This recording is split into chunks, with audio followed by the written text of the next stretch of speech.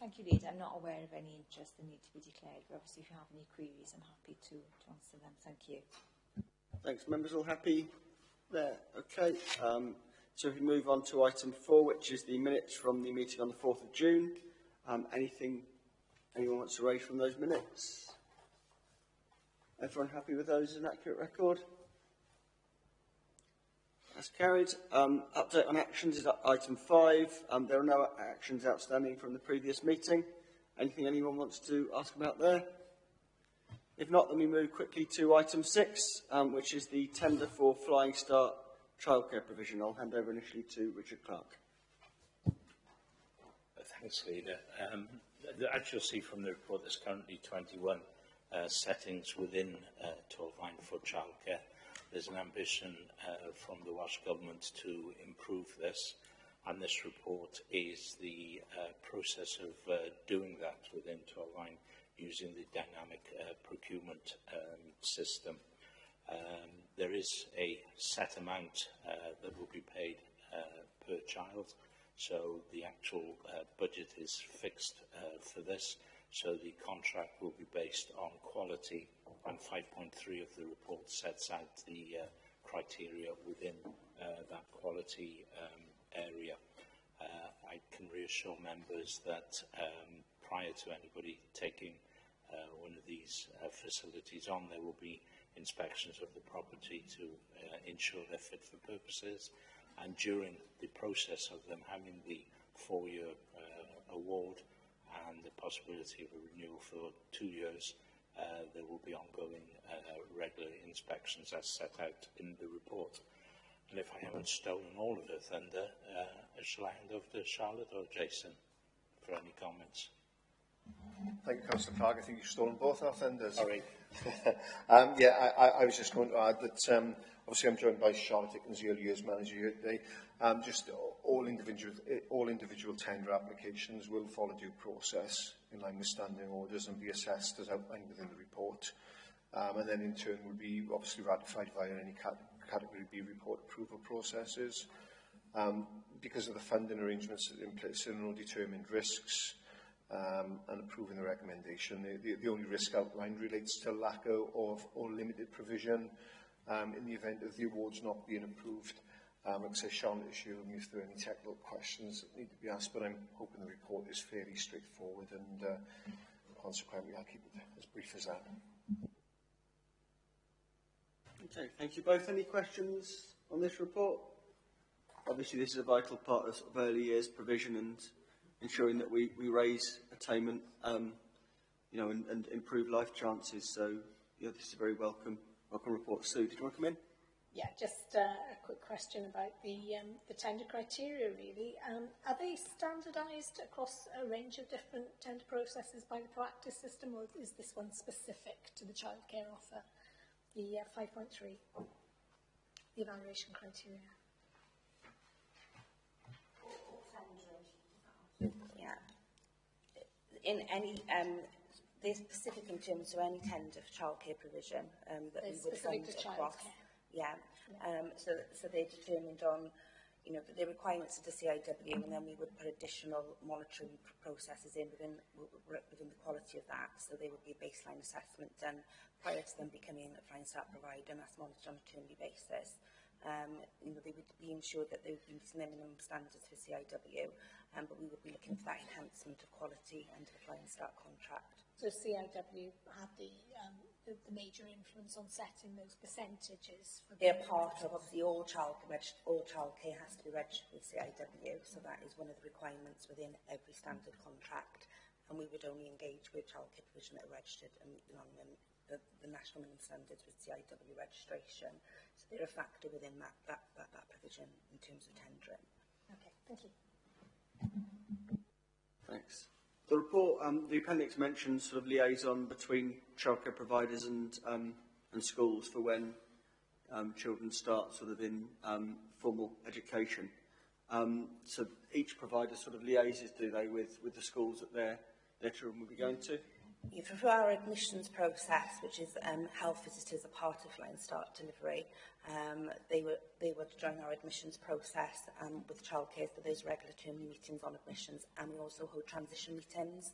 So we also have an officer as well that supports the setting to ensure that there's a transition in place for each child moving into their education setting. Great, just to ensure that sort of throughput for the child throughout their sort of early years of life. That sounds good. Okay, any other questions then? Are we all happy to move to the recommendations then, which are at paragraph 12.1. It's recommended that the Cabinet approve the early years manager able to award the Flying Start childcare provincial childcare settings that apply for Flying Start childcare via the dynamic procurement process, if I can say that, and our assessors meeting the requirements and following a category B approval. 12.2 is the estimated total value of this tender is £4,024,160 over a 4-year period, and with an option to extend in year 4 and for a period of up to 48 months in total. So we're all happy to approve those recommendations. That's carried unanimously, including Joe online there. So thank you very much for that report. We can move to item 7 now, which is the award of contract provision of Greenhill Bungalow Residential Children's Care Home. And again, I hand over to Richard initially on this. Thanks again, Leader. Members will be familiar with this project. It's come to Cabinet a number of times in various guises. This is the actual care and support element for the children who will be accommodated even at the location. The proposal carries a number of criteria that we have to fulfil, not least complementing our own county plan and wellbeing objective 2 and the Welsh Government's programme for government to eliminate profit from contracts. We went out in the first instance and weren't successful in achieving any bidders, and then revised, and we have the one recommended here, whilst not is necessarily not for profit, is working towards those goals. 20% of the process was on price, and the remaining 80% was on quality criteria, which is set out in 4.6. If members are alarmed that this is a new budget element, it's already catered for within the division's budget. It's simply the children that would be placed out of county, which is personally not best for the individual children. I think there needs to be an element of locality where possible, retaining their own schools, etc., family where appropriate, and that's really all I want to say on that one, and I'll pass on to Jason if I gain anything stolen this thunder. Thank you, Councillor Clark. Just to add, members will obviously be aware that this forms part of an ongoing strategy around our development of placement efficiency within the local authority. Not only does it fall in line with, as Councillor Clark pointed out, with our wellbeing objective 2 within the county plan, and the eliminating profit from the care of looked after children, from the residential provision care of looked after children. It also aims to increase the quality of provision as well, and that elements of that quality of provision, of course, are maintained by keeping our children who are looked after within our local authority area. As Councillor Clark's pointed out, the funding from this will fall within the service area and would be the result of children that would ordinarily require residential placements out of the county in any event.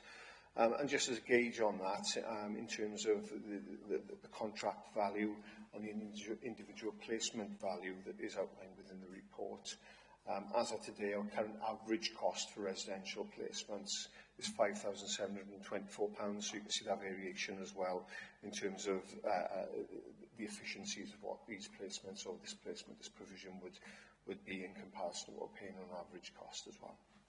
Thank you, Leader. Okay, any questions on this report, Cabinet? Sue. sorry, maybe me not reading the report thoroughly enough, but the number of supported placements capacity of the bungalow? So it's a two-bedroom provision in the bungalow itself, and there's an annex that adjoins the bungalow. So as part of all the capital programme we've had in developing the provision, there's a separate annex there which we'll be looking for.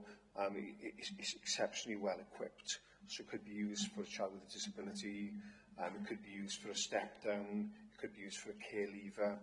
So there's a third part of it, albeit this element concentrates on just 2 beds at the moment, but there's an annex there we can use and develop for future use as well. Yes. Any further questions? Fiona.